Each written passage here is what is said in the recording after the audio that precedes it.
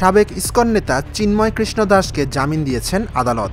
আজ বুধবার বিচারপতি আতোয়ার রহমান খান ও আলী রেজার সমন্বয়ে গঠিত হাইকোর্ট বেঞ্চ তার জামিন আবেদন মঞ্জুর করেন। গত ২৫ নভেম্বর ঢাকা থেকে চট্টগ্রামে যাওয়ার সময় শাহজালাল বিমানবন্দর থেকে গোয়েন্দা পুলিশ চিন্ময় কৃষ্ণ দাসকে গ্রেপ্তার করে। পরদিন ২৬ নভেম্বর ম্যাজিস্ট্রেট আদালতে চিন্ময় দাসের জামিন নামঞ্জুর করে কারাগারে পাঠানোর নির্দেশ দেয়।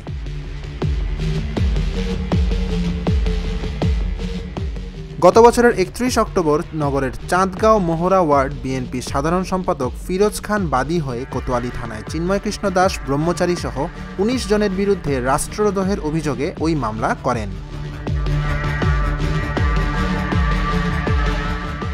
গত ২ জানুয়ারি সেই মামলায় চট্টগ্রাম মহানগর দায়রা জজ তার জামিন আবেদন খারিজ করে আদেশ দেন। এরপর হাইকোর্টে জামিন চেয়ে আবেদন করা হয়। পরে ৪ ফেব্রুয়ারি জাতীয় পতাকা অবমাননার অভিযোগে রাষ্ট্রদ্রোহ মামলায় বাংলাদেশ সম্মিলিত সনাতনী জাগরণ জোটের মুখপাত্র চিন্ময় কৃষ্ণ দাস ব্রহ্মচারীকে কেন জামিন দেওয়া হবে না তা জানতে চেয়ে রুল জারি করেন high court. News desk, Dhaka journal.